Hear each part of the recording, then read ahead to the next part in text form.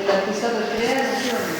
El artista tiene que plasmar una emoción que tiene adentro para que quien vea su obra realmente se lleve adentro esa emoción. ¿Estoy equivocado o no estoy equivocado? ¿Cierto que estoy en lo cierto? Entonces, si ustedes van a hacer una obra, pues tienen que tener la emoción adentro, ¿sí? Tienen que hacer conexión, así no hayan vivido una pérdida, pero el untarse de la emoción, el escuchar y el abrir el corazón y disponer la mente a tratar de atrapar desde el sentir, pienso que es muy valioso y muy productivo para crear una obra. Entonces, Alejandro murió como a las 4 de la mañana en mi cama. Yo no sé por qué intuí que se iba a ir, entonces empecé a decirle: Alejandro, gracias por estos 6 años, gracias por tus risas, por tus abrazos, nos hiciste inmensamente felices, vete tranquilo. Yo le decía: está una luz, detrás de esa luz está el niño Jesús, está la Virgen. Empecé yo a despacharlo desde el amor incondicional, pero no se iba. De pronto sentí como que me hubieran dicho aquí en la mente, en el corazón, la intuición, qué sé yo, es un niño de 6 años, enfrentándose a algo tan grande como la muerte, tiene miedo. Cuando yo sentí ese miedo de él, me acerqué a su carita, puse mi cara la carita de él y le dije: amorcito, no te asustes, que tú no te estás muriendo, tú estás volviendo a nacer y estás naciendo sano, no vas a tener más esa enfermedad, vas a ser un niño muy feliz, vete tranquilo que la mamita va a estar bien. Y él respiró y yo me quedé esperando a que respirara y no respiraba y no respiraba y no sé cuánto me quedé esperando la respiración que nunca llegó, y cuando me interesé lo miré y estaba muerto, con los ojos abiertos. Yo le cerré los ojos y cerré los ojos míos y yo sentí una cosa mágica, sentí como que el espíritu de él se salió y el mío también, y se fundieron en un abrazo. Una vez leyendo Paula, el libro de Isabel Allende, donde narra la muerte de su hija, fue muy lindo porque ella narra exactamente como ese mismo encuentro de alma allí. Y sentí que se fue bien y que se fue tranquilo. Entonces esa parte, ese duelo, esa pérdida por el lado espiritual, estaba bien. Había una fe profunda, una convicción de que no se había muerto, de que se había ido bien, de que se había ido a otro lado, sobre todo porque en ese proceso antes de morirse, él miraba al vacío y se le iluminaba la carita, y miraba y se le iluminaba, y nos miraba a nosotros y miraba así, y se le iluminaba la cara, y yo observándolo decía: aquí hay otros seres que lo están esperando y para él son familiares por la expresión que le hacía en la cara. Entonces eso ahorita que me dio mucha tranquilidad. Entonces tenía resuelta, ¿cierto?, entre comillas, desde la fe, desde las creencias, independiente de cualquier tipo de religión, algo de creencias, simplemente estaba en paz. Sentía que no había muerto realmente, que había simplemente trascendido, que había evolucionado, que había cambiado de estado. Pero cuando lo tapé hasta arriba, cuando ya lo miré y lo tapé hasta arriba, pues aquí tapa uno hasta arriba, que muere. Entonces ahí sí sentí que me arrancaron el alma de un jalón. Entonces lo destapé y dolió. Era la pérdida material, el pelito que me iba a peinar, los dientecitos que me iba a lavar, la mamita que ya no iba a escuchar, y dolió mucho. Entonces ahí me di cuenta de que tenía que hacer un duelo, que yo tenía una parte ganada desde las creencias y estaba en paz, ¿cierto?, con una fe, yo no soy muy religiosa, pero sí muy creyente, no muy practicante de ninguna religión, pero una espiritualidad muy aterrizada desde mi punto de vista, pero sí sabía que tenía que hacer un duelo. ¿Qué es un duelo? No tenía idea. ¿Cómo se hace un duelo? No tenía idea. ¿Qué es normal y qué no es normal en un proceso de duelo? No tenía idea. ¿Qué me puede pasar a mí como ser humano si no hago un buen proceso de duelo? Porque se afectan mucho, o sea, toda mi vida se afectó y se movió en ese momento. Es como si pasara una tempestad por mi casa y no dejó un cuadro colgado, todo tiró al piso, pero llega el momento en que me tengo que parar a volver a poner las cosas en su lugar. Entonces ahí nació el proyecto de la fundación. Aquí hay una frase que a mí me gusta: lo importante no es lo que la vida nos hace, importa lo que hacemos con lo que la vida nos hace. Lo importante no es que se haya muerto Alejandro, realmente importa qué hago yo con la muerte de Alejandro. Y yo no tenía ni dos opciones, porque igual no estaba, o me hundía, tendría motivos. Mucha gente se ha hundido a raíz de la muerte de un hijo, está comprobado que es de las pérdidas más grandes, pero equiparándola con la desaparición, ahí hay una cantidad de ingredientes que poner en una balanza y uno no sabría, ¿sí? Entonces, igual doloroso. Claro, eso es muy doloroso, es de las pérdidas más grandes. Sí, así sea una pérdida como la tuya, es igual de doloroso. O una desaparición, no es lo mismo la pérdida del hijo, la pérdida del esposo. Exacto. Inclusive hay una premisa, no hay dolor más grande que el propio. No hay dolor más grande. En tema de dolor no se puede comparar, no hay un aparato que se llame dolorómetro para decirte, a ti te duele esto, a ti te duele esto porque fue así. No hay dolor más grande que el de cada cual. ¿Sí? Entonces, yo decidí con el dolor, con la pérdida de Alejandro, pues construir. Entonces fundé Lazos Medellín, el capítulo Lazos Medellín. Lazos es una fundación de ayuda a padres que han perdido hijos y pues desde allí acompañamos desde hace 19 años a todas las familias de manera gratuita que han perdido sus hijos y que pues tienen la necesidad de reconstruir sus vidas y volver a empezar. Luego, años más tarde, bueno, Lazos está a nivel nacional, yo fundé Lazos Medellín, hay Lazos Bogotá, Cali, Bucaramanga, Cúcuta, bueno, hay Lazos por todo el país. Luego fundé Libélula, porque Lazos solamente se concentraba en grupos de ayuda para papás y mamás que habían perdido hijos. Luego nace Libélula con un marco más amplio para atender todo tipo de pérdidas. Pérdidas por muerte de otros seres queridos, pérdidas por separación, pérdidas del sentido de la vida, pérdidas por desaparición, pérdidas en términos generales. ¿Por qué Libélula? Llegó a mis manos un cuentecito muy lindo una vez y lo guardé y cuando salió el proyecto de hacer esta otra fundación, pues lo recordé y entonces por eso lo pusimos Libélula, se lo voy a contar. Cuentan que en el fondo de un estanque vivían unas larvas. No comprendía qué pasaba después de subir por los tallos de los lirios hasta la superficie del agua. Intrigadas las larvas, se prometieron mutuamente que a la siguiente, a quien ordenaran que volviera que subiera a la superficie, volvería y les contaría lo sucedido, si había otra vida arriba del estanque. De pronto, una de las larvas sintió el impulso urgente de buscar la superficie, se subió a un lirio y experimentó una transformación dolorosa y a la vez gloriosa que hizo de ella una libélula con dos pares de alas perfectas para el vuelo. En vano, trató de cumplir su promesa. Volaba una y otra vez por el estanque. Veía a sus amigas las larvas en el fondo, sin poderles contar su vida espléndida y maravillosa que ahora poseía. Entonces, la grácil y bella libélula, con su acrobático vuelo, comprendió que aunque la vieran, jamás la podrían reconocer. Estaban en dos mundos completamente distintos. Ese es un cuento para mí hermosísimo que habla de lo que es el proceso de la vida y de la muerte como un proceso de transformación. Entonces nace la Fundación Libélula. Una premisa importante es, no se puede enseñar nada a un hombre, solo se le puede ayudar a encontrar la respuesta dentro de sí mismo.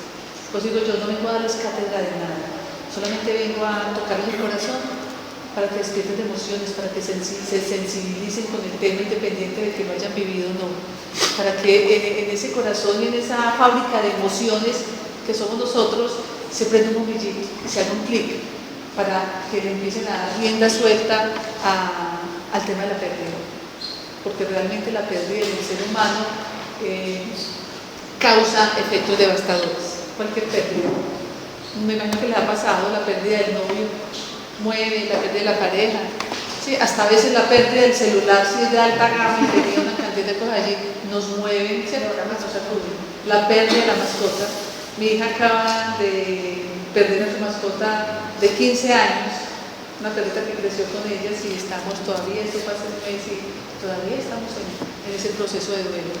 Entonces, esa fábrica de emociones que somos nosotros es prender la luz de manera consciente, no de manera inconsciente, de manera consciente, que siento, que me mueve, porque me llega esto, porque no me llega, porque me hace clic o porque no me hace clic.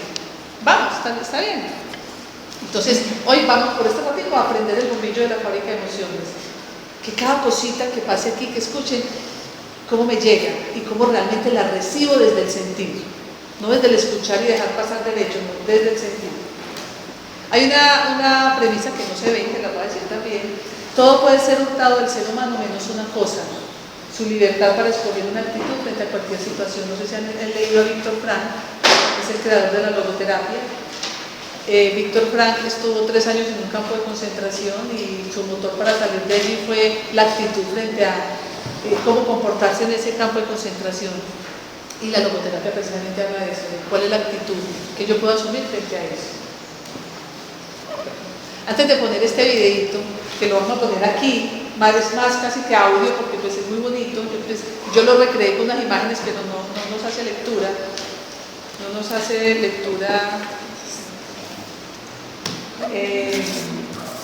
les quiero preguntar muy cortito, ¿qué los mueve esta ahorita? ¿Qué queremos de este espacio? Yo ya me presenté, mi presentación es larguita, pero este es como todo el contexto, ¿cierto? Pienso yo como persona y quién es la institución que está aquí. Ahora, muy cortito, porque como estamos cortitos de tiempo, ¿por qué estamos aquí? ¿Qué nos mueve el dedicar esta horita a este espacio? Desde la emoción. Hoy es todo emoción.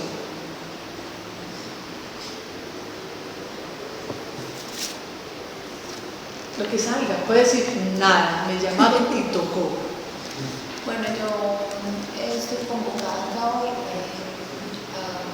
a tratar de que con todos los que estamos trabajando en este proyecto, no solo de desaparición, sino también como de ciudad y en proyectos sociales, aprender a compartir el dolor. O sea, si el dolor no sea un dolor sentido personalmente, pero si es un dolor que sea un dolor de país y un dolor de solidaridad con el otro. Entonces, mi mayor deseo es que aprendamos a compartir el dolor. Y eso se logra si logro prender el bombillo de mi fábrica de emociones. Cuando yo me conecto con la emoción, logro, ¿cierto? Lo que tú estás diciendo, pero si yo no tengo ese botoncito prendido y no me emociona lo que el otro siente, lo que el otro hace, lo que el otro dice, si yo no activo mi capacidad de asombro, entonces va a pasar derecho y me vuelvo indiferente. Y yo pienso que una de las batallas que tenemos que librar aquí es la indiferencia. ¿Quién más? Yo creo que la curiosidad, pues en mi caso sería la curiosidad y como esas ganas de explotar mi proactividad en algo que pueda ser de ayuda, sobre todo pues en época de vacaciones que el estudio no me tiene tan cogida, entonces me parece que esa es mi razón de estar acá porque no sabía nada del proyecto. Ok, bienvenida. Gracias. ¿Quién más?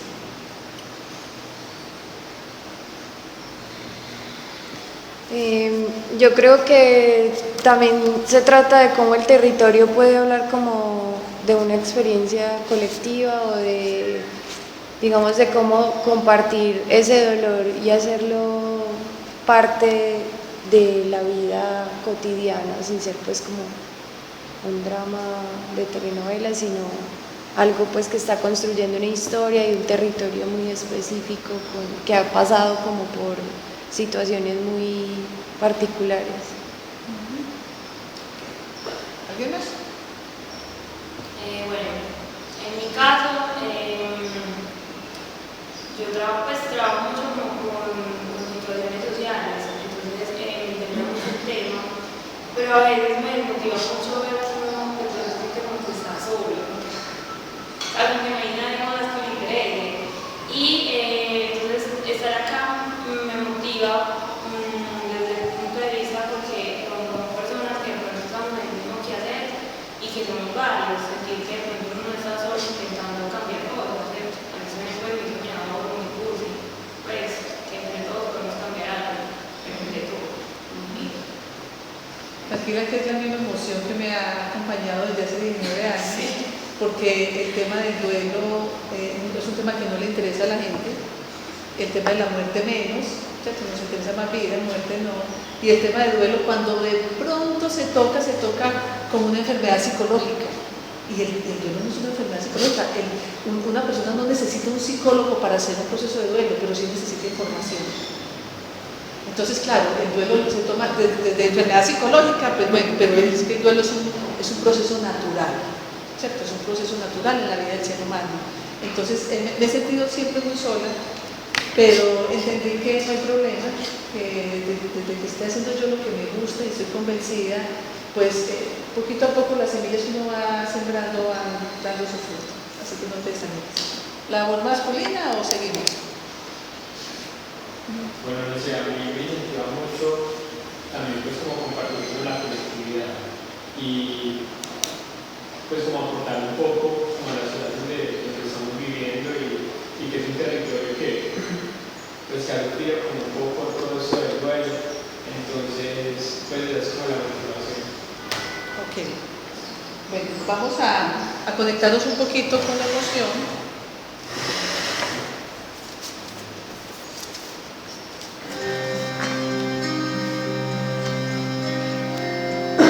¿Será? Si quieren.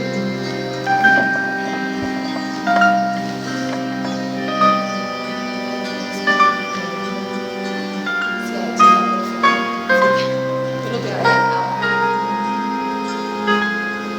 Hay días en que somos tan móviles, como las leves brisnas al viento y al azar. Tal vez bajo otro cielo, la gloria nos sonríe, la vida es clara, ondívaga y abierta como un mar. Y hay días en que somos tan fértiles, como en abrir el campo que tiembla de pasión.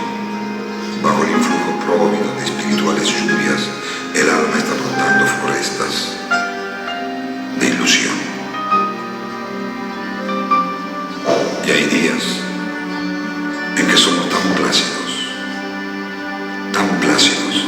niñez en el crepúsculo, laguna de zafiro, que un verso, un trino, un monte, un pájaro que cruza y hasta las propias penas nos hacen sonreír. Y hay días en que somos tan sórdidos, como la entraña oscura de oscuro pedernal. La noche nos sorprende con sus profusas lámparas, en rútilas monedas tasando el bien y el mal. Y hay días en que somos tan lúbricos, que nos depara en vano su carne, la mujer. Tras de un talle y acariciar un seno, la redondez de un fruto nos vuelve a estremecer. Y hay días en que somos tan lúgubres, como las noches lúgubres, el llanto del pinar. El alma gime entonces bajo el dolor del mundo, y acaso ni Dios mismo nos pueda consolar. Mas hay también, oh tierra, un día en que levamos anclas para jamás volver. Un día en que discurren vientos ineluctables. Un día en que ya nadie nos puede retener.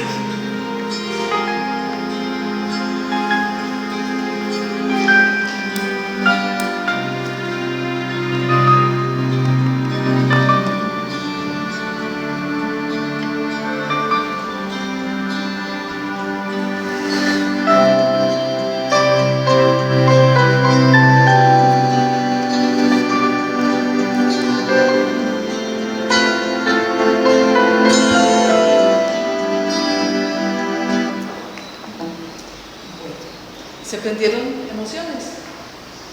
Esa era la intención, ¿no? Este es Porfirio Jacob, se llama Canción de la Vida Profunda, y realmente describe el cúmulo de emociones que nos pueden ir llegando siempre y esa disposición que podemos tener nosotros frente a eso. ¿Sí? ¿Va bien? ¿Vamos bien? No, vamos bien. Muy bien. Que se oiga. Bueno, cuando experimentamos, vamos a entrar entonces en el tema de qué pasa. ¿Qué pasa cuando experimentamos una pérdida? Hablamos de pérdidas en términos generales, ¿sí? ¿Qué pasa cuando el ser humano experimenta una pérdida significativa? ¿Qué se nos mueve? Se nos mueven las emociones, se nos altera la parte física, se siente uno enfermo, uno siente sofocación, calor, dolor en el pecho, ¿sí? Se afecta la parte espiritual, se mueven las creencias, se mueve la fe, pelea con Dios, se afecta la parte familiar. Lo primero que se afecta en una familia cuando hay una pérdida de alguno de sus miembros es la comunicación, porque la gente o sea, si lloro delante de mi mamá, si lloro delante de mi hijo, se va a poner más triste, ¿sí? Entonces se rompe mucho la comunicación, se altera la parte laboral, uno no va a trabajar igual, ¿sí? Qué pena, Buenas. Adelante. taller, ¿cierto? Sí. Sí. Pasen por ahí.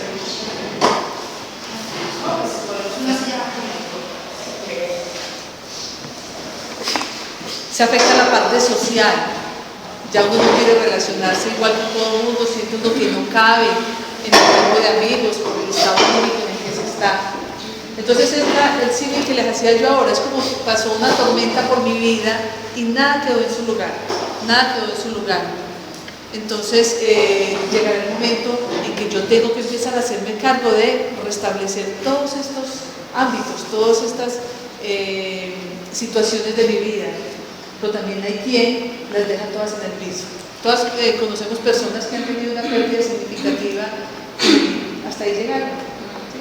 Su vida cambió totalmente, pero perdió sentido y entonces emocionalmente están mal, físicamente se enferman, espiritualmente se quedan en pelea con Dios, su familia se desintegra, pierden el trabajo, ¿sí? Y su vida social se altera también.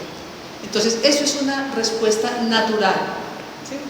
Es una respuesta natural en el ser humano que se movilice todo eso cuando hay una pérdida. Por eso es importante responsabilizarnos de hacer un proceso de duelo, ¿sí? Nuestra cultura no se acerca a esto. Constantemente estoy recibiendo yo en consulta personas que tienen la vida hecha cuadritos, que perdieron el sentido de la vida y empieza uno a conversar y indagar y hay pérdidas del pasado que no han sido resueltas. Entonces son capítulos que no se cierran. Hacer un duelo es tomar la vida con responsabilidad, es empezar a, listo, me pasó esto, ¿qué hago con lo que me pasó? ¿Qué tengo que reconstruir y de qué manera lo voy a lograr? ¿Okay? Como les digo, voy a mí, ¿cierto? Para poder cubrir un poquito el tema, es un chapuzoncito en el tema. Nosotros como seres humanos, visto desde la espiritualidad, que es la mayoría de nuestra cultura, tenemos dos pilares que nos sostienen: el pilar espiritual, o la energía que mueve mi cuerpo, o esa creencia en la que yo me sostengo, y la parte física. ¿Sí? Yo lo miro en el sentido de soy un espíritu habitando un cuerpo, soy un espíritu en una aventura humana que viene a tener una experiencia de vida para los que de alguna manera tenemos algún tipo de creencia o de fe. Pero quienes no tienen ninguna creencia, pues hay una materia y hay una energía que la mueve, ¿cierto? ¿Cómo me relaciono con esa energía que, como quiera yo llamar, mueve a esta materia? ¿Sí? Entonces, mirando un poquito los dos, hablemos de la parte física. ¿Cómo atender entonces esa parte física cuando hay una pérdida?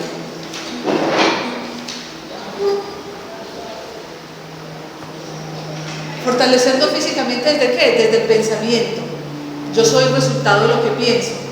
Si todo el tiempo estoy pensando mal, yo no soy capaz, yo no puedo, la vida me trata mal, esto es una tragedia, pues realmente eso es lo que voy a recoger, ¿sí?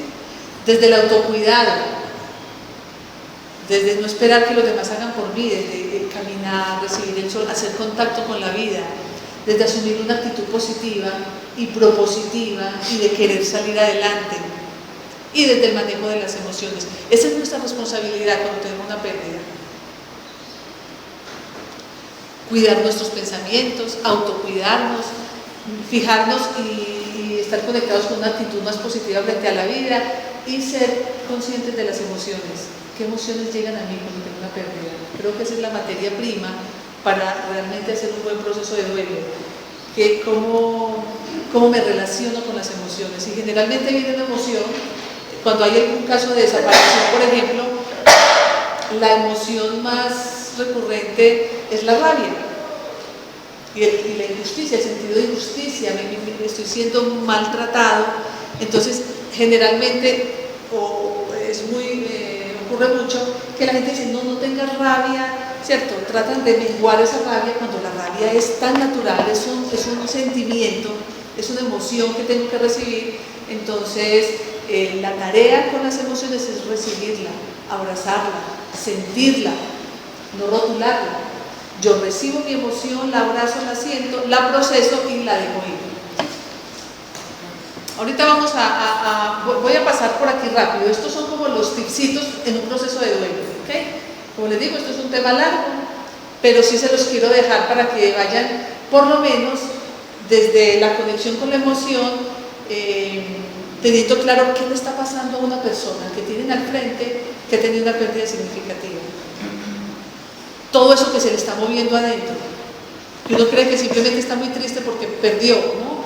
Tiene una cantidad de situaciones por resolver en su interior y generalmente no tiene la ayuda. Generalmente esa persona no cuenta con toda la ayuda para poder liberar todas esas emociones. Miren, por ejemplo, a nivel físico lo que sucede: dolor agudo en el pecho, pánico, sofocación, pérdida del apetito, dolor de cabeza, insomnio, pérdida de la fuerza física, sentido de inquietud y falta de deseo sexual o cualquier situación que le genere placer. Una persona va al médico con estos síntomas y ¿qué pasa? ¿Qué pasa? ¿Qué creen ustedes? Va donde el médico una persona que tuvo una pérdida significativa pero empieza con todos estos síntomas. Cuando el médico de la EPS se da cuenta que fue que se le murió el hijo o que se le desapareció el esposo, ¿qué es lo más común que hacen? ¿Qué han oído ustedes decir de esta situación?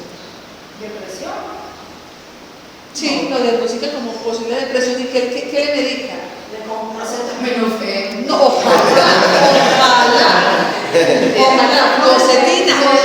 fluoxetina, le da antidepresivos. Ay, sí. Eso lo adormece, eso no le permite hacer conexión con sus emociones. ¿Sí? No han inventado la pastilla que le quite el dolor al ser humano por una pérdida. No hay que tomar pastillas, no hay que tomar acetaminofén, pues sí, es cierto, eso quita el dolor de cabeza. Pero la fluoxetina o cualquier antidepresivo no.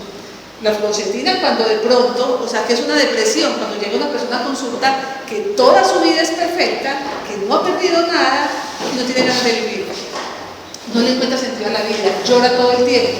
O sea, hay una disfunción en su organismo, ¿cierto? Su organismo no está produciendo los químicos que manejan su estado anímico, entonces habrá que intervenirlo y de hecho una depresión amerita una hospitalización. Pero el que está deprimido está mal sin que pase nada. Cuando una persona tiene una pérdida tiene motivos de sobra para estar mal. Cuando a mí me llaman de pronto y me dicen, ves que tal persona, estoy muy preocupado porque está muy mal, tuvo una pérdida muy grande, yo les digo, preocúpense si está bien. Eso sí sería raro. Eso sí sería muy raro, no tiene motivos para estar bien. Permitámosle, démosle permiso para estar mal. ¿Sí? Abramos espacio al dolor, que es una condición natural del ser humano. Como no queremos el dolor, por eso no hacemos mucha conexión con las emociones, sobre todo aquellas emociones contractivas, estas que me contraen. Entonces más bien me vuelvo inmune, entre comillas, a esas emociones. ¿Sí? Por eso quiero tocar mucho y durante este ratico vamos a hablar mucho de emociones, que es lo que pretendemos despertar acá para si queremos crear. ¿Okay? Si necesitan interrumpir o preguntar, no importa, listo. Lo que les acabo de decir, la tarea con las emociones es reconocerlas, sentirlas, abrazarlas, preguntarles por qué estás aquí, qué me quieres decir, y luego de aprender a soltar. Cualquier tipo de emoción, recibirlas. Muchas veces uno no quiere, tengo rabia, no puedo tener rabia. No, sí, permítete tener rabia. Dale puños a la almohada si quieres. Abraza la rabia, siéntela. A veces hasta uno busca dónde la siento, la siento como aquí, o la siento como aquí, buscar inclusive en qué parte del cuerpo llega esa rabia, identificarla y aprender y procesarla y dejarla ahí. A nivel emocional, miren cuando hay una pérdida, a nivel emocional que se mueve, el estado de shock, de anestesia inicial, rabia, sentimientos de culpa, miedo, tristeza, depresión, alivio, dificultad para concentrarse, pérdida de proyectos, búsqueda de la persona perdida. Todo eso es natural en un proceso de duelo. Todo eso es natural. Raro si eso no pasa. ¿Sí? Una persona que ustedes se encuentran al frente, que saben que tiene una pérdida significativa, tiene una lluvia de emociones ahí todas disparadas. Y si yo logro hacer conexión con esa persona desde el sentir, ¿qué será lo más adecuado que hago yo? ¿Qué será lo más indicado para que una persona haga al frente de una persona que está experimentando una pérdida? ¿Cuál sería la mejor ayuda? Escucharla y no opinar. Solamente escuchar y no opinar. Y no callar. No más, boca cerrada, boca cerrada. Es oído y hombro, no más. Y la gente es buscando palabras hechas, ¿qué le digo? ¿Cierto? ¿Cómo hago para que no le duela? ¿Cierto? A mí también me pasó esto, el tiempo todo lo cura, quién sabe mi Dios de qué lo libró. A mí me decían mucho, pues tienes un angelito en el cielo. Y yo decía, cuando me dijeron mucho, mi hijo murió de 6 años y pues desde eso me dediqué a este tema, ustedes que llegaron un poquito tarde. Entonces la gente me decía, no, pero rico, tenés un angelito en el cielo. Yo les devolvía la pregunta, decía, ¿tú tienes hijos? Sí, tengo 2 hijas. ¿Y tú también quisieras que se te convirtieran en angelitos? Ay, no. Y yo, entonces no le vuelvas a decir a nadie que soy rico. Yo prefería tener un diablito aquí que un angelito en el cielo. Uno no tiene hijos para que se mueran. Uno tiene hijos para disfrutarlos y amarlos, ¿cierto? Uno no tiene una pareja para que, ay, se fue ya, sí, ¿cierto? No, uno construye vínculos para disfrutarlos. Y cuando se rompen, tiene que doler. Tiene que doler. ¿Okay? Recuerden que si hay preguntas, me paran. Yo voy derecho. La reacción social, resentimiento hacia los demás, sentido de no pertenencia, elaboración de una nueva identidad. Hay que volver a construir algo, como que no encajo en la vida, como que no encajo con mi círculo de amigos, como que me tengo que reinventar, pero no quiero, no tengo fuerzas. Entonces hay un aislamiento. Además, porque desde ese no saber qué quiero, si me invitan a una fiesta, me enojo. Vean, si me invitan a una fiesta, me enojo porque digo, pues, acabo de tener esta pérdida, como que no les importa, ¿cómo es que me invitan? ¿Cierto? Como que tan insensibles.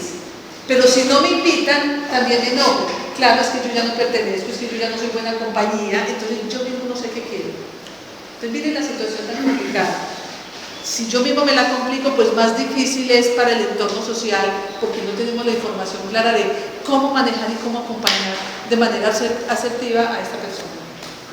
Bueno, aquí está la parte espiritual, que es conciencia de la propia limitación, la ilusión de la inmortalidad que se ve truncada, es cuestionar el papel de Dios y es buscar significados, es buscar respuestas. Hay un movimiento total en la vida. Vamos a hablar, aquí hay un texto de Carolina Gutiérrez de Piñeres, una psicóloga que hizo un estudio muy interesante, pueden buscar en internet y leerlo porque realmente aporta mucho y coincide conmigo en la manera como ve las etapas de un proceso de duelo, ¿cierto? Porque muchos psicólogos hablan de proceso de duelo con una cantidad de etapas y la complican, y yo creo que yo voy a inventar una corriente filosófica nueva que se va a llamar el practicismo y el simplismo. Mientras más simple, mientras más práctico, más llega a las personas que están necesitando ayuda. La vida está hecha cuadritos y me traen una cantidad de conceptos y de cosas raras, pues yo no voy a ser capaz. Eso pues en el momento de hacer una intervención. Entonces, Carolina Gutiérrez dice, el desaparecido simboliza la no vida, porque estar vivos es existir, es llamarse, es ser hombre o mujer, es ser joven o viejo, es poder ser abrazado, besado, tocado, es tener el derecho a comer, dormir, pensar, oponerse. El desaparecido permanece en la clandestinidad, en la tortura, en el ocultamiento, en la impunidad, y la desaparición desmiente el dolor de un hogar donde se respiraba calor de familia. A mí me parece muy lindo este texto. ¿Cómo lo sienten ustedes que están abriendo su mente y su corazón a crear algo con relación a este tema? Sí, porque a mí no me gusta hablar todo el tiempo. Además me canso, ¿no? A ver. ¿Habían mirado al desaparecido desde toda esa cantidad de pérdidas? Yo, por ejemplo, pensaba mucho cuando comenzamos pues a hacer la formulación de este taller en el desaparecido y el duelo que la gente hace cuando se le desaparece a alguien. Porque cuando alguien se muere, o sea, no quiere decir que duela más o menos, o sea, no es eso lo que quiero decir, sino que cuando alguien se muere, uno al menos dice, se murió y le doy el último abrazo, el último beso. Un desaparecido es como estar en el limbo, como en una constante espera. Es cierto, es perder el derecho a todo lo natural de la vida, ¿cierto? Yo les cuento un sueño después de que mi hijo murió, por ahí unos 2 meses después de la muerte de Alejandro. Un día soñé que se había perdido, que estaba vivo, pues yo soñé que se perdió Alejandro. Yo sentí una cosa tan horrible, tan dolorosa, yo parecía una loca. Yo decía, búsquenlo, búsquenlo, yo me ponía las manos en la cabeza, yo me imaginaba qué le estarán haciendo, estará cobijadito, estará comiendo, estará llorando, qué le está pasando. Yo recuerdo esa emoción y era devastadora, era totalmente devastadora, era una emoción que yo solo sentí esa vez a través de ese sueño. Y cuando estaba en medio de ese desespero, de pronto me acordé del momento en que le cerré los ojitos, cuando murió, y les dije yo a todos, a la policía, a todo el mundo, ay, no, ya me acordé dónde está, tranquilos, no lo busquen más, y descansé. Entonces miren ahí la diferencia de lo que tú dices. Yo recuerdo, esto fue hace 19 años este sueño, y yo todavía cuando lo cuento, recuerdo lo que sentí tan horrible, y el descanso y la emoción que sentí cuando me acordé que en mi cama le cerré los ojitos. Como quien dice, no se me perdió, ya sé dónde está. No lo tengo conmigo, murió, pero ya sé dónde está. Y esa es quizás la tragedia más grande que tiene que vivir la familia de un desaparecido, el no saber dónde está. Una vez en un simposio de psicología, yo estaba en la última fila de atrás del auditorio y había un grupo de psicólogos dando diferentes ponencias, y se subió alguien, no sé quién, no sé, un psicólogo pues obviamente, hablando sobre el duelo por desaparición. Entonces, claro, jurídicamente, pasado un X tiempo, pues son 7, 8 años, no recuerdo. 2 años. ¿Cuánto? La presunción de muerte por desaparecimiento. ¿Cuánto? 2 años. Ya apenas 2 años, imagínate. Pues.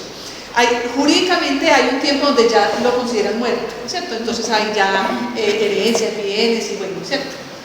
Pero entonces en el tema de duelo no hay un tiempo. Entonces la psicóloga recomendaba hacer un funeral simbólico y entrar con el ataúd vacío inclusive a la ceremonia religiosa y hacer el funeral simbólico.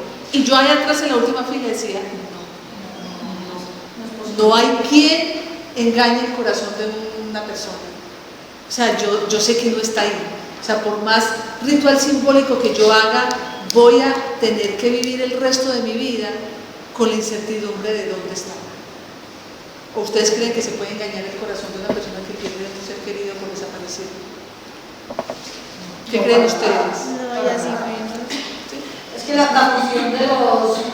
A ver, es que los rituales tienen una función simbólica, yo siempre lo he mirado así. La función del ritual es decirle al inconsciente, porque el inconsciente no entiende palabras, es decirle al inconsciente que algo es. Lo que sea, o y cierra lo que sea, a poder cerrar. Pero como el inconsciente tampoco es pendejo y la razón mucho menos, y está pasando todo esto, o sea, inmediatamente el inconsciente va a rebatir lo que se supone está marcando ahí. No es posible. Además, yo he pensado mucho en el desaparecimiento y, o sea, es una tortura que no es ni siquiera para el desaparecido, es para la familia, es lo más tenaz. O sea, yo parto de esta base. Claro, yo no he tenido víctimas de conflicto. Pues, yo digo que como sociedad civil sí soy víctima, pero es una posición. directamente no. No, pero directamente no entiendo. Sin embargo, yo lo digo, pero es una teoría que yo también manejo con los duelos de una persona que se muere. Yo siempre digo que quien se muere, se muere. Los duelos y los procesos y los sentimientos de pérdida es para los vivos, para el muerto. Pero ya fue, desde mi creencia, claro está, mi posición de creencia. Y ese es el problema con el desaparecimiento, nos está arrebatando incluso a la sociedad porque nos deja en estado de zozobra a todos. ¿Dónde está? Incluso jurídicamente sí existe la figura de la presunción de muerte por desaparecimiento, pero también se dan los casos que después aparece la gente y es que arman unos líos jurídicos, porque porque Pero bendecido. el muerto empezó a reclamar sus derechos, que me creen, se le ha repartido, por ejemplo. Pero en ese caso bendecido el No, jurídico, claro, ¿no? claro, pero desde el punto de vista legal, pues, porque había que poner esa figura desde el punto de vista legal, existe porque hay que resolver algo legal. Entonces hay un montón de cosas, como la herencia, los alimentos, pues, y el matrimonio, y la pensión, pero desde el punto de vista Emocional, social, todos estamos en un estado de zozobra. Así es. Yo creo que, y eso yo soy muy enfático en eso siempre que estoy en una reunión, porque es que no puedo, eso es lo que nos ha matado a nosotros, que nosotros creemos que a nosotros no nos pasa. Históricamente está comprobado que sí nos pasa. Claro. Yo siempre decía, cuando la guerrilla venga a las ciudades, ahí sí los de la ciudad vamos a saber lo que es la guerra. Ahí la tenemos. Sí, Y eso que los estratos antiguos todavía no creemos que hay guerra.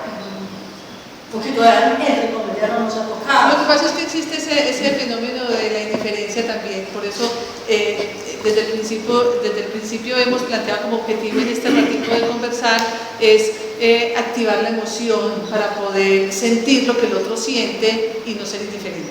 Claro. ¿Quién es el doliente? Entonces ya vimos quién es el desaparecido con una cantidad de experiencias. El doliente por desaparición, que lo hemos dicho, no tiene derecho a buscar, a esperar, a soñar, a hablar, a sentir, sentir dolor por una pérdida, por una muerte, porque el desaparecido no existe, no vive, no es. Pierde toda identidad, no está muerto y no está vivo. Para el ser querido que se fue, no está muerto y no está vivo, no existe. Eso es muy doloroso. Y partir y hacer un proceso de duelo desde ese punto tan incierto es muy complicado, ¿sí? Por eso digo yo con todo respeto, la manera de empezar un proceso de duelo no es desde un ritual simbólico, sino desde la propia aceptación de mi realidad, ¿sí? Y realmente muchas personas han logrado superar duelos por desaparición desde ahí, desde la propia aceptación de su condición, de su propia realidad.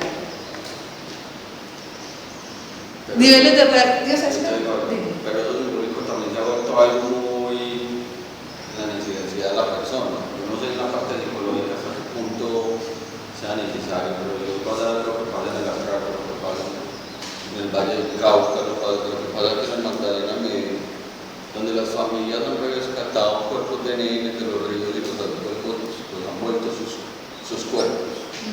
No sé si han leído el tema, pues.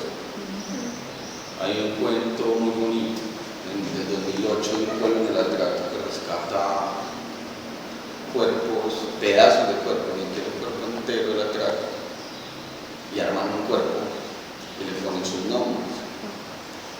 Las señoras en el cuento dicen que ya todas son con la esperanza de que alguien haga lo mismo por sus muertos.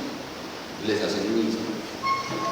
Hay un libro de una antropóloga de la Universidad de Antioquia sobre 5 mujeres en el conflicto y narran como en el Magdalena Medio hacían lo mismo, sin importar la orden paramilitar del que sacara cuerpos del río, lo mataban, lo sacaban y le daban su nombre y lo rezaban y le hacían su mismo. Y tú hablas con esas personas Y eso la liberó. Y no las liberó porque a la final ellos están esperando dónde ir a rezar a su muerte, pero es con la esperanza de que alguien haga lo mismo por. Pero eso les genera cierta tranquilidad también, eso les libera ciertas emociones también. Mira que también. Pero mira, tú mismo que planteas este ejercicio tan bonito, ¿crees que hay una diferencia entre el ataúd con un cuerpo NN y el ataúd vacío? Mejor eso también. Exactamente, es esa relación con lo físico. Ni siquiera es lleno, porque es que. Con lo que haya, pero hay un contacto con un cuerpo, ¿cierto? Que es lo que realmente necesita el ser humano para cerrar el capítulo, que necesita el contacto con la pérdida material. Y si no hay un cuerpo, ¿cierto? Entonces hay más dificultad. Entonces hay 2 intencionalidades en ese ejercicio natural, porque fluyó de manera natural. Seguramente no llegó nadie a decirles hagan esto, eso fue su propia necesidad, ¿cierto? Eso fluyó como un reflejo natural. Entonces el hecho de hacer contacto con una materia, con un cuerpo, les ayuda a conectarse con la realidad de la muerte y de la pérdida. Pero la segunda intención es esa, es decir, alguien también puede hacer eso por mi ser querido, y eso les da también mucha tranquilidad. ¿Cierto? Muy válida tu aporte. Niveles de reacción del duelo por desaparición, que tiene mucho que ver con los que vimos en el duelo en términos generales, pero aquí hay unos que hay que aumentar, es la impunidad, el terror, el miedo, la mentira, la incertidumbre, el silencio, el olvido, el ocultamiento, la tortura y la violación de todo derecho humano. Eso sumado a los otros. Imagínense pues qué está pasando por una familia que tiene un ser querido desaparecido. Ustedes van a construir un elemento simbólico, ¿cierto? Es la intención. Sí. ¿Cierto que sí? ¿Qué tiene que transmitir? El que pase por ahí, ¿qué tiene, o sea, qué ve en ese elemento simbólico para que realmente no, o sea, deje la indiferencia y se conecte desde la emoción? Hay una cantidad de elementos muy valiosos y muy poderosos que está sintiendo el ser humano que tiene una pérdida significativa. ¿Ok? Están tan callados.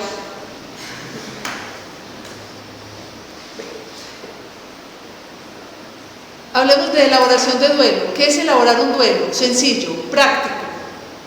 Elaborar viene de tarea, ¿cierto? Y duelo de dolor.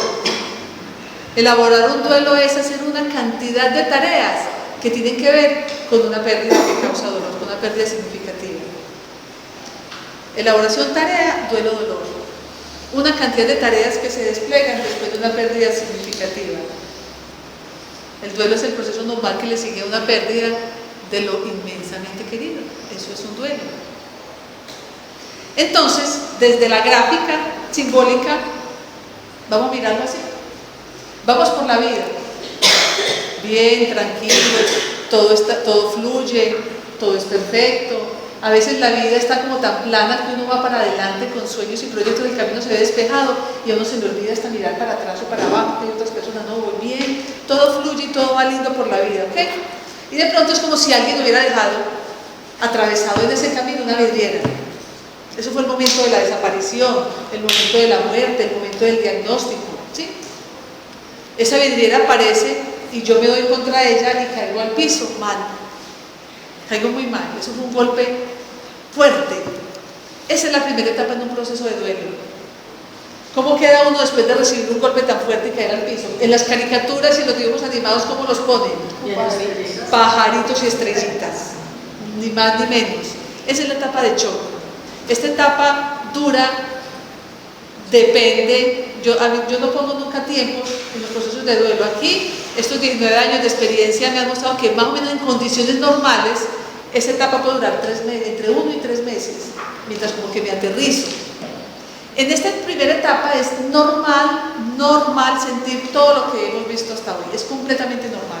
Sería raro no sentir, porque si yo no estoy sintiendo todas las emociones aquí, estoy en un shock, estoy anestesiado, o realmente lo que perdí no era tan valioso. Entonces es natural sentir rabia, miedo, culpa, sentido de inquietud, buscar a la persona perdida, o sea, es natural. ¿Qué es lo recomendado en esta primera etapa del duelo? Dejar fluir, dejar sentir. El acompañante solamente escuche. Yo no tengo que preocuparme por resolver mi vida en ese momento. Mi preocupación inicial es conectarme con lo que estoy sintiendo, conectarme con las emociones. Llorar, expresar, ver las fotos, irme al cuarto y oler la ropa, es permitirme, es conectarme con lo que está pasando. ¿Queda claro? ¿Sí? ¿Qué hace nuestra cultura? Esconderla. Lo contrario. No quieren que hagamos eso, no quieren que nos duela. No le pongas el tema que se pone a llorar, esconderle las fotos. Ven y hablemosle de otro tema para que la entretengamos. ¿Eso es productivo? No. Pero culturalmente es lo que hacemos. La idea es que, no, permítale que llore. Ay, es que yo la visita y se pone a llorar, no importa, ve y permítele que llore. ¿Cierto? Obviamente con los parámetros de autocuidado, observación, de quizás tomarse la acetaminofén, no la fluoxetina, la bebidita aromática, qué sé yo, ¿cierto? Eso es autocuidado. Luego llega el momento en que me tengo que parar, ¿sí? A uno le dicen, ve, tranquila que la vida sigue, y a uno le da una rabia. Yo sé que sigue, pero es que lo que se murió o lo que se perdió no fue una matica, fue un ser querido y estoy muy mal. Entonces la vida no sigue así como la gente dice, pero realmente miren, el camino está ahí. Ahí está el camino. Yo me paro y el camino no está despejado como estaba antes. El camino está lleno de obstáculos, como puertas cerradas que yo tengo que empezar a abrir. ¿Cuáles son esos obstáculos? Todo lo que era normal, aquí al principio, sí se vuelve tarea, ahí así empiezo a resolver. Entonces la primera etapa, para hacerlo desde lo simple, la primera etapa es la etapa del no. No, no puede ser, no, eso no pasó, no, no soy yo, anestesia, listo. La etapa del no, como que no me lo creo, como que no fue, como que no entiendo, como que no, ¿ok? Luego viene la segunda etapa, que es la etapa del sí. Sí se murió, o sí está desaparecido, no va a volver, no lo voy a volver a ver, no está más. Me va a tocar emprender mi vida sola, por ejemplo, con el desaparecido. Me va a tocar, si no aparece, pues lo tengo que hacer, y si aparece, pues igual no me puedo quedar aquí sentada esperando a que llegue, entonces me va a tocar aprender a mercar, me va a tocar empezar a buscar trabajo, me va a tocar, ¿cierto?, reconstruir. Independiente de que venga o no venga, me toca asumir. Esa es la etapa más dura en un proceso de duelo, esa etapa de confrontación, esa etapa del sí, porque es donde tengo que empezar realmente a hacer tareas, a resolver, a hacerme cargo de todas esas emociones que en la primera etapa dejé fluir. ¿Va quedando claro? Etapa del sí, etapa del no, y luego viene, cuando empiezo a quitar esos obstáculos y lo logro, llega la tercera etapa, que es, ¿y ahora qué hago?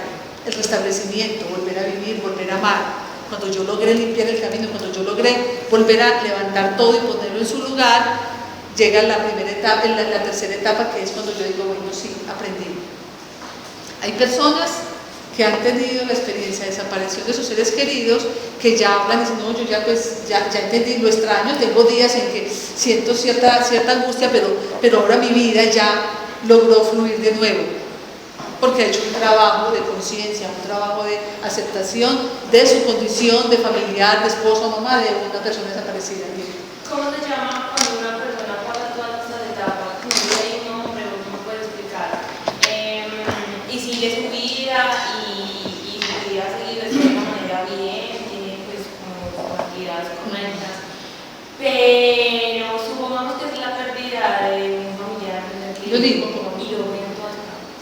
¿Y lo ve en todas partes? Sí, o lo recuerda, o sea, es como que lo superó porque sabe que ya no. Como que sí, pero que no, pero como que sí, pero como que no. Sí, como que lo superó porque ya sabe que murió y ya lo aceptó y ya sigue con su vida, con su trabajo, con sus cosas. Pero cada vez que sale el tema lo recuerda y habla y dice, ay, es que lo hacía, o él decía, o mira, lo haces como lo hacía él. Mira, ¿tú crees que yo tengo un duelo resuelto que todavía no he resuelto el duelo por la muerte de mi hijo? Y estoy hablando de él. No hay problema. Yo hablo de Alejandro y lo recuerdo sin dolor. Cuando yo traigo a mi vida el recuerdo de ese ser querido y me vuelve a doler y me doblo y lo busco y vuelvo a sentir emociones contractivas, tengo un duelo no resuelto. Hay que buscar qué puerta no abrir, porque cuando me veo frente a ella me muevo de nuevo. Pero recordar, claro, yo recuerdo a mi hijo sin Pero problema. digamos que no es un recordar con dolor, es Recordarlo, normal. una aceptación, pero como que sea la sensación. Como que qué lástima que no esté. De vacío. Sí, como un vacío, o sea, yo lo acepto, pero o sea, digamos que su vida no volvió a ser igual, no es la misma, no es. Puede ser, sí, no, la misma no es, puede ser mejor. No, pero. La mía es mejor. No, Yo pero ahora no soy. la misma. No, por eso, pero digo yo, ¿qué es lo ideal? O sea, un duelo te pretende llevar a estar mejor o estar peor. El duelo es un proceso renovador. El duelo es un proceso renovador. Uno, cuando hace un proceso de duelo así, sale renovado, sale mejor persona, sale con más recursos, sale aprendiéndose a relacionar de manera diferente y mejor con los demás, cuando se hace bien hecho. ¿Sí? Entonces, igual no queda, yo no quedé igual, yo quedé mejor. Yo digo, ahora soy más feliz. Qué pesar que haya tenido que morirse Alejandro para que yo aprendiera realmente a vivir. Ahora entiendo la vida distinto, ahora siento distinto, ahora mi mente está más abierta. Entonces se vuelve mejor o se vuelve peor. Ese es el poder de decidir que cada persona tiene. Y para eso está la herramienta de un proceso de duelo, bien hecho para que cada cual decida qué hago con lo que me pasó. ¿Ok? Entonces habrá cositas que resolver ahí. Una pregunta, pues como en este proceso de duelo, digamos, la situación de desaparición, ¿Cuándo es prudente dejar de buscar? ¿Cuándo se empieza? No hay una respuesta para eso. Eso está dentro de cada persona. El ser humano se mueve por necesidades. Mientras más consciente esté haciendo yo mi condición de familiar de un desaparecido, yo mismo voy entendiendo el camino. La misma familia va aceptando esa realidad desde muchos factores, desde lo social, desde lo que, o sea, desde conocer quién era esa persona, qué hacía y decir definitivamente por lo que hacía y por lo que está pasando en este país, seguramente está muerto. Pero eso llega al interior de cada persona. Hay personas que se han quedado toda la vida buscando, pero pienso que el ideal es decir, hasta qué punto, aquí suelto. Y dejo de vivir la vida de esa persona y me encargo de la mía. ¿Cómo la hago de la mejor manera posible? Sé que tengo aquí algo, pero que ese algo no me estorbe en el camino, que ese algo está presente, pero sin dañarme, y yo empezar a fluir por el camino de la vida bien, ¿cierto? Y esa es una tarea que se logra cuando se hace un buen acompañamiento en el proceso de duelo de esas personas. Pero eso es natural. Señora, ¿usted ya cuánto lleva? Ya es hora que usted ya lo busque. Eso está en el interior de cada uno. Esa es la respuesta, el resultado a un proceso de duelo bien hecho. Cuando yo hago un buen proceso de duelo bien hecho por la desaparición de un ser querido, llega el momento en que yo respiro y continúo con mi vida y cierro ahí. ¿Sí? Lo que pasa es que la necesidad de la supervivencia nos hace saltar etapas del proceso de duelo. Entonces uno observa, por ejemplo, que la gente, muchos logran, y además se engañan a sí mismos, es que sentir duele mucho, sentir duele mucho. Entonces, hacerse cargo es incómodo. Es a pegar esos saltos y bueno, empiezan a trabajar. De acá del piso se van allá. Sí, vamos y producen dinero y todo muy bien, pero todavía, y eso se lo veo yo cuando nosotros también con sus parejas, que todavía tienen la pareja que la dejó hace 16 años. Y uno dice, no la dejó. Eso es cultural. Nuestra cultura no se acerca al tema del duelo y de la muerte o de la pérdida. El tema duelo no es tenido en cuenta ni reconocido, quizás hasta burlado a veces, ¿cierto? Porque la gente echa tierrita y sigue hacia adelante. Pero hay casos de drogadicción, alcoholismo. De hecho, cuando se empezó a hablar de duelo a nivel mundial y focalizar la atención desde lo psicológico, fue después de la Segunda Guerra Mundial, cuando todos estos héroes de guerra, que el gobierno norteamericano construyó un monumento a los héroes caídos, y entonces el gobierno norteamericano empezó a estar en contacto con las familias de los héroes de guerra. Entonces empezaron a hacerlos sentir orgullosos. Es que usted no tiene que tener dolor, usted es la mamá de un héroe de guerra, véanlo, allá tiene el monumento. Y estas familias se creyeron el cuento. En vez de dolor, orgullo. Pero el dolor estaba dentro. O sea, yo no cambio dolor por orgullo así. Entonces el gobierno norteamericano siguió en contacto con estas familias, pues desde los subsidios y desde acompañamientos, y al cabo de los 4 o 5 años empezaron a ver en las familias divorcios, drogadicción, alcoholismo, suicidios, cáncer, una cantidad de enfermedades. Y entonces a ver, ¿qué está pasando? O sea, aquí tengo una muestra y esto es demasiado común, denominador común, y empezamos a estudiar, a mirar, claro, duelos no resueltos. Tapo mi dolor por orgullo porque tengo un héroe de guerra. Entonces por eso empezaron a hablar mucho de la necesidad y la responsabilidad de realmente atender los procesos de duelo. Vamos terminando porque ya... bueno, entonces ¿cuál es el ideal? Después de una pérdida, lograr despejar el camino así. Y se logra. Pero se necesita de tiempo, de valentía, porque enfrentarlo no es bueno, lo que tú decías, no quiero que me duela, y hacer un proceso de duelo implica enfrentar el dolor. Nosotros tenemos grupos gratuitos en la fundación, los lunes son papás y mamás que han perdido hijos, pues ya es un grupo muy viejo, pero todo el que llega allá no se queda porque sabe que ir allá, aunque es malo que nos reímos, lo que lloramos, por la filosofía que manejamos también, pero abrimos espacio al dolor, la gente no quiere. La gente no quiere, más bien se echo tierrita y me quedo en la casa, prendo el televisor y dejo así. Resulta que finalmente después vienen las situaciones que resolver. Herramientas claves para enfrentar una pérdida, abre tu corazón al dolor, comparte con otros tus sentimientos, permítete recordar, anímate a pedir ayuda, aplaza decisiones importantes, ten paciencia, date tiempo, sé amable contigo, salud, descanso, sé paciente con los demás y confía en tus propios recursos. Esto es más o menos un resumen de todo lo que hemos dicho hasta aquí. ¿Okay? ¿Qué no se debe hacer? Tomar medicamentos no recetados. Una vez estaba en un auditorio, en una charla, y entonces dije esto, y aquí adelante había un médico. Y el médico dice, ni siquiera los recetados. Entonces yo, pero lo dijo él, no lo dije yo, pues porque en eso sí no me meto. Pero ni siquiera los recetados. Sí, sí, porque no hay una pastilla que me quite el dolor. A no ser que yo tenga una pérdida, pero he tenido antecedentes psiquiátricos, depresivos, entonces pues ahí sí tengo que volver donde mi médico y que me nivele un poquito, ¿cierto? Pero si yo soy una persona normal y tengo una pérdida y siento que no soy capaz, no es con una pastilla que lo voy a resolver, es recorriendo el camino que acabamos de ver, ¿sí? Es recorriendo ese camino. Por eso yo lo diseñé gráfico, con dibujito, poquito, plastilina, porque es lo que necesitamos nosotros entender.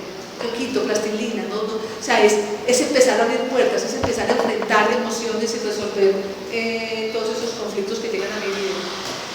Y por último, la parte espiritual. Todo eso tuvo que ver con la parte física, ¿cierto? La parte espiritual. Hay una maestra que a mí me encanta, que se llama Elizabeth Kubler-Ross. Ella dice, morir no es algo que haya que temer, puede ser la experiencia más maravillosa. Todo depende de cómo hemos vivido. En el caso, por ejemplo, de un desaparecido, donde la familia dice, bueno, en el libro de las probabilidades, el mayor número de páginas me lleva a creer que, como son las cosas en este país, está muerto. Entonces empiezo, ¿cómo me relaciono con la muerte también? Porque tengo pelea con la desaparición, o también tengo pelea con la muerte desde lo cultural. Tengo dos peleas que librar ahí, ¿sí o no?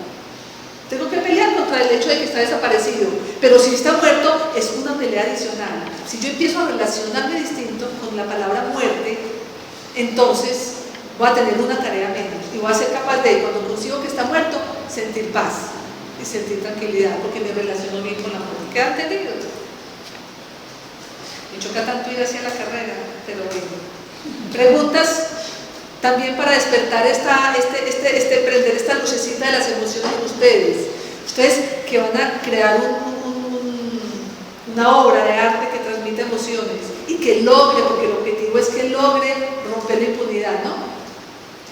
Pregúntense ustedes mismos, ¿quién soy yo? ¿De dónde vengo? ¿Para qué estoy aquí? ¿Cuál es mi misión?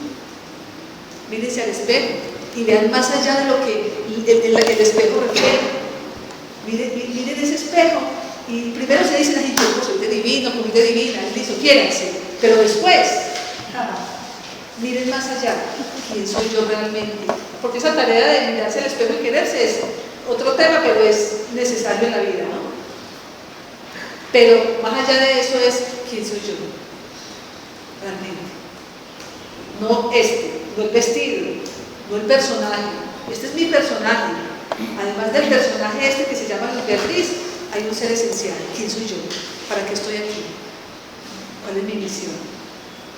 Eso nos puede llevar también a hacer mucha conexión con lo que pretende. Elizabeth dice, la vida es como ir a la escuela, recibimos muchas lecciones. Cuanto más aprendemos, más difíciles se ponen las lecciones. Pero cuando se aprende la lección, el dolor desaparece. Eso es hermoso. Eso es hermoso.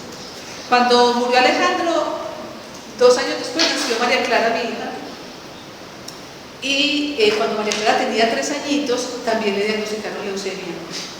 Mi hijo murió de leucemia. Entonces eso fue un golpe devastador. Otra vez, lo mismo. Todo el mundo me sacaba el cuerpo porque no sabía cómo enfrentarme, y yo tuve una conexión conmigo misma y con Dios, y dije, bueno, si esto me está pasando, es para algo tendré que aprender. Ya me pasó una vez, le dio leucemia a Alejandro y se murió Alejandro, y viene otra vez y se me atraviesa esto en el camino. ¿Para qué? No por qué, ¿para qué? ¿Qué es lo que tengo que aprender? Y estuve dispuesta, abierta, la niña hospitalizada, haciéndole chequeos, y yo abierta y dispuesta. ¿Qué tengo que aprender? Acepto. Y yo le decía a Dios, acepto. Si me toca entregártela, te la entrego. y si me toca lidiar con este diagnóstico tan duro, lo haré. Estoy aquí dispuesta a vivir y aprender. Eso fue un lunes hospitalizada, y el viernes, durante toda la semana estuve en paz. Obviamente dolía, pero tenía paz y una actitud abierta y de aceptación frente a lo que estaba pasando, y al final no era leucemia. ¿Qué pasó? No sé, pero no era leucemia.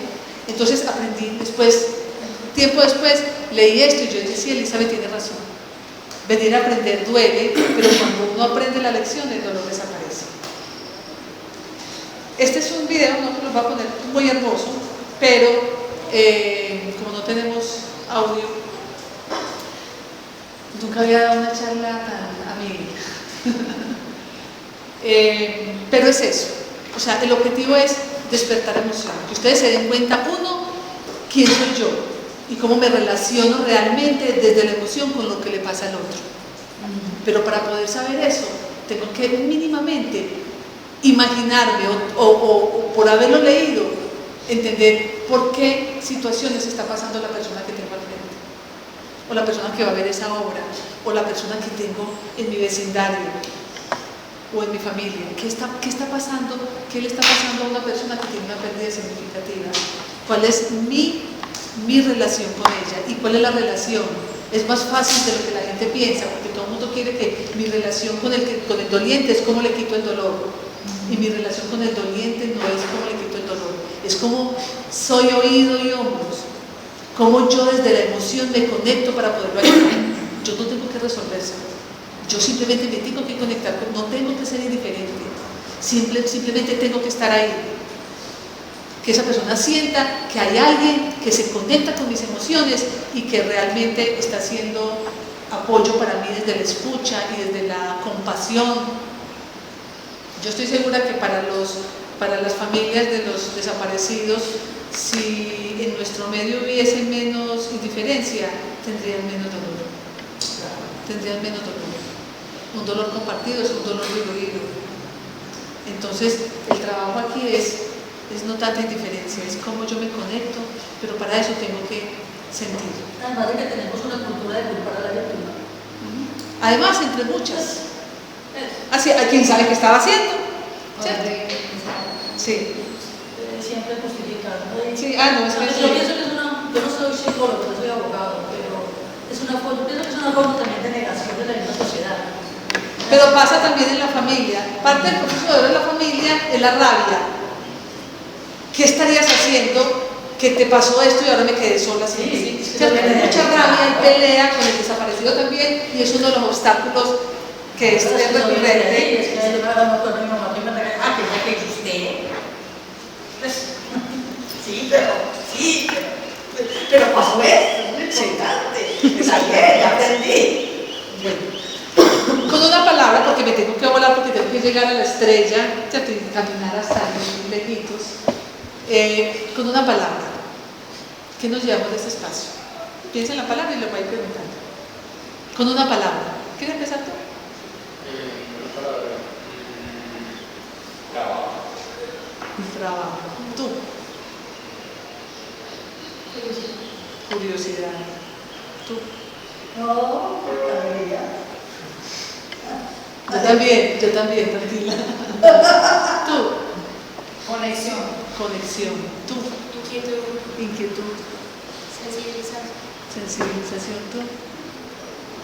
Curiosidad. Incertidumbre. Tolerancia. Empatía. ¿Tú? Superación. Transformación. Actitud. ¿Cómo? Actitud. Comunicación. Escuchar. Bueno, tienen una responsabilidad muy grande quienes van a participar pues en este proyecto creativo, muy, muy, muy grande. La recomendación amorosa que les hago es: sigan indagando ustedes, ¿sí? Como le digo yo a mis hijas, ese internet es una maravilla, no lo gasten chateando, no desperdicien esa herramienta tan hermosa hablando paja con los amigos. Siéntense a tomarse una cerveza con ellos y pasen rico, miren la cara y abrácenlos, pero utilicen esa herramienta. Pues no sé si ustedes lo hacen, seguramente pues cierto, lo utilizan para fines provechosos, pero yo les estoy contando solamente lo que les digo a mis hijas, ¿cierto? El que le caiga el guante, que cualquiera. Entonces, hay una cantidad de material muy valioso para que ustedes, lo de hoy, este ratico, sea simplemente para hacer clic y para que se den cuenta de que tiene una responsabilidad muy grande en sus manos. Quienes van a hacer la obra, pero quienes no la vayan a hacer, están en esta ciudad, están en este país, están en este planeta, estamos en la vida y hay que saber de este tema para poder enfrentarlo. ¿Sí? Bueno, muchísimas gracias. Gracias.